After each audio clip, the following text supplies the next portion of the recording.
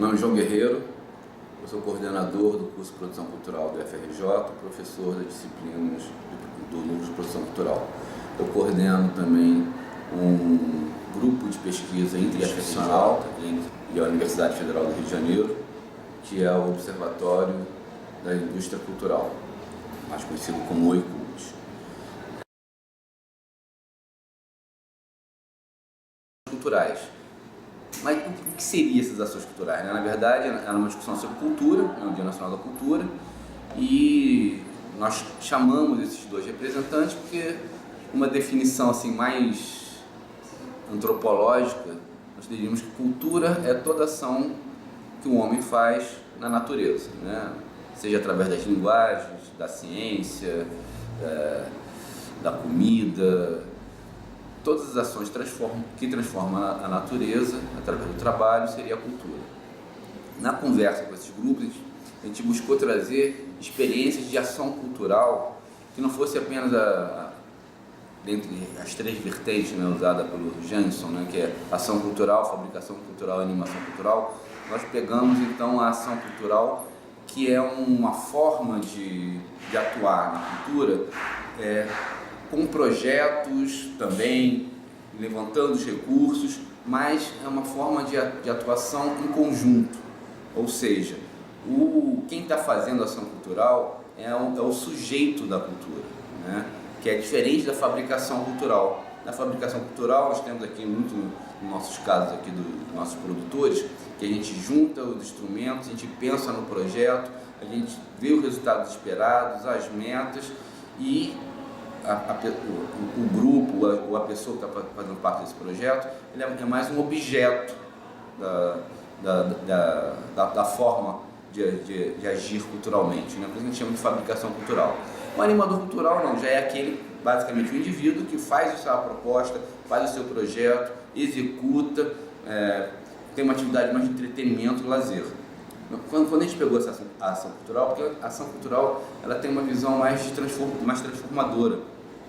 O sujeito, a gente não está tão preocupado com o produto que vai ter. A gente não sabe o que vai ser esse produto. Esse produto, na verdade, ele é um produto do processo de interação dos agentes. Então, a ação cultural nos interessa por ter essa visão mais do coletivo. E o que vai vir a ser é uma coisa que a gente vai saber depois. No ano 2000 foi estabelecido na UERJ de Caxias, né, que era a Folha da Educação, o Fórum de Produção Cultural da Baixada Fluminense. Então você já tem há mais de 15 anos grupos articulados. Nesse momento você já tinha lá o Heraldo HB, 2 anos depois surge o Mate Congu, que é um cineclube de Duque de Caxias. Você tinha o pessoal do Enraizado já também se articulando junto com os professores da UERJ. Então a gente acabou nessa conversa com eles, assim, vamos delimitar então uma pesquisa para conversar, né, um diálogo, né? É uma pesquisa dialógica, né? Uma pesquisa onde a gente sabe onde a gente vai chegar, né? Assim como a própria ação cultural, a pesquisa não parte da premissa que ela tem início, meio e fim. Ela tem seu início e ela vai se desenvolvendo de acordo com o andamento da discussão das pessoas, o andamento dos projetos, e vai se abrindo, né? A gente não vai fechando. Nesse momento a gente está falando com as ações culturais, nós definimos o que? A Baixada Fluminense, no nosso conceito, ela tem 13 municípios, né? O conceito que vocês podem ver no Simões 2011, não sei se vocês sabem quem é o Simões 2011, o Simões 2011 é o nosso professor titular Bregalé, que ele tem um estudo sobre a Baixada Fluminense que ele publicou em 2011, e aí a gente também utilizou essa metodologia dele, dos 13 municípios, e nesses 13 municípios nós vamos pegar inicialmente 4 experiências de manifestações culturais em cada município, que deve, se a gente conseguir fechar nesse objetivo, vai dar mais ou menos 52 ações culturais que vão ser parte dessa conversa. Eles, o que é a política cultural no município deles, se existe política cultural no município deles, como eles participam dessa política cultural. Porque a ação cultural, como eu falei, ela é uma ação política de transformação. né? A gente entende assim. E a gente está escolhendo, na verdade, os grupos iniciais, né? 4 é porque a gente acha que pelo tempo daria, mas muito por ações que eles já vêm fazendo, as representações deles nos fóruns e o boca a boca, né? A gente pergunta, na verdade, para quem está sendo entrevistado, para eles indicarem grupos. E dessas indicações, a gente tenta pegar um pouco do que é denominado, né, por alguns, cultura popular, música, dança, denominada também cultura afro, denominada, tudo denominado, né, porque quem nomeia são os outros, né? Então a gente está aceitando aqui. A gente não trabalha com a cultura da área da economia criativa, né?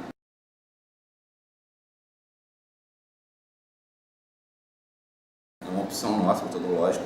Tem gente que faz essa pesquisa de mapeamento, agregando design, moda. A gente não, a gente está preocupado com um outro arcabouço, mas chamado por nós de cultura popular.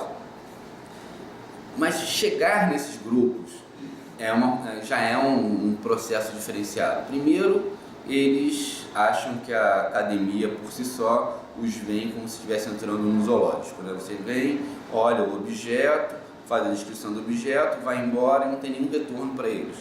A nossa ideia de pesquisa é uma pesquisa de intervenção.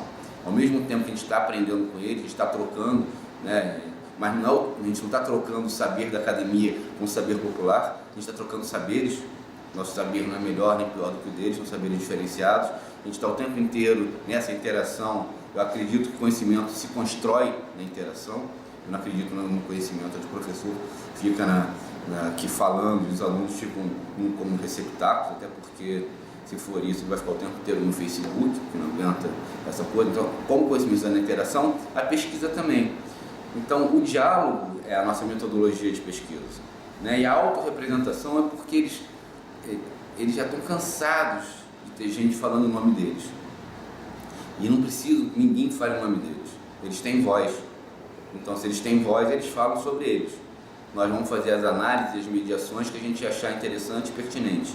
Mas eles vão estar se falando como eles se veem, como eles veem a Baixada, como eles veem, principalmente a relação deles com o IFRJ, que é uma instituição que é importante, mas muito menos importante do que eu imagino para a Baixada Fluminense, do que ela pode vir a ser ainda.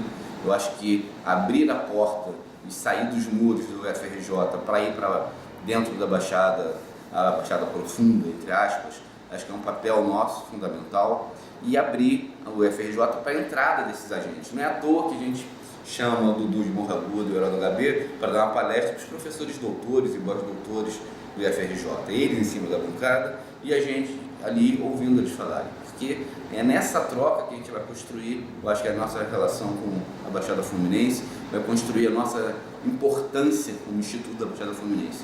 Porque não dá para você chegar em Nilópolis e falar, vou ao IFRJ, as pessoas não saberem nunca o que significa IFRJ, muito menos aonde ele fica. Para o Dudu de Morro Agudo sobre a cena, ele sabe por quê. Essa cena existe, essa cena é visível para um grupo de atores, é visível para um grupo de moradores. O que nós estamos procurando aqui é amplificar essa cena para a gente poder, na pesquisa, garantir. Na verdade é isso, acho que é um grande amplificador das ações culturais na Baixada Fluminense. Esse é o nosso desejo, na verdade, é que essa pesquisa ela consiga extrapolar o IFRJ, extrapolar inclusive a Baixada Fluminense, amplificar a voz que é deles, né, sobre eles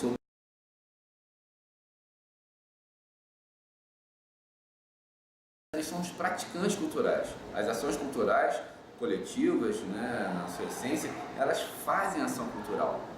Eles não fazem muitas vezes o projeto, não fazem muitas vezes edital, não conseguem fazer prestação de contas. Muitas vezes eles falam que não conseguem fazer prestação de contas porque não chegaram nessa parte, que eles não tanto têm essa dor de cabeça, mas eles não têm essa dor de cabeça porque não conseguem nem emplacar projetos e editais. A gente vê hoje um movimento como os enraizados, mais importante momento do hip hop no Brasil, estamos fechando as suas portas em dezembro de 2014 porque não tem mais recurso. Então o movimento continua com uma articulação política, o movimento continua com as pessoas fazendo as suas músicas, mas as oficinas tão importantes para Nova Iguaçu, para a Baixada Fluminense, foram suspensas. Numa metodologia de cálculo custo-benefício, será que esses economistas conseguem calcular quanto vale as oficinas do enraizado para a formação cidadã do jovem da Baixada Fluminense? Duvido que eles cheguem a esse apoio. E essa é uma discussão. As ações culturais, elas têm que passar por editais públicos para sua sobrevivência? Ou tem que ter uma outra forma de fomento e apoio a essas ações? Isso é uma questão que a gente não pode tirar de discussão. E se tem que ser por edital, se achar que é mais democrático, não sei o que se acha de editar a forma mais democrática, porque a gente vê numa postura tão elitista que eram os escolhidos que recebiam, mas se vem então que se articule melhor projetos de formação de elaboradores de projetos culturais, que eles possam entrar nessa disputa dos editais no mesmo pé de igualdade com os outros grupos. Porque uma coisa é você ter um afro-reggae, você ter uma CUFA, você ter uma ação de cidadania que tem uma estrutura administrativa formal, com seus elaboradores de projetos, seus produtores culturais. Outra coisa é você ter o pessoal do Sarau do Nano, que faz o seu sarau com várias pessoas falando suas poesias, que nunca se preocuparam com sustentabilidade. Ação social, sustentabilidade. Existe uma equação para isso? Eu acho que essa é uma grande discussão que a gente tem que levar aqui dentro. Acho que vocês podiam aproveitar o curso de vocês para dizer: a ação social tem que ser sustentável? E se tem, como? E como garantir que o dinheiro que seja entregue não seja simplesmente, não tenha o controle? Eu defendo o controle social do recurso público. Eu não defendo que todo mundo, a priori, vai pegar o dinheiro e utilizar de forma ruim o recurso. Mas que ele tem que ter um controle social, tem que ter. Como se constrói esse controle social? Através das redes, dos grupos? É uma discussão que eu pretendo que a equipe leve também na pesquisa e que seja um dos produtos que não foram pensados no início, mas seja um dos produtos nessa pesquisa. Quem sabe ano que vem a gente está fazendo uma discussão sobre ação social, sustentabilidade, cidadania. Espero que tenha ajudado. Boa tarde.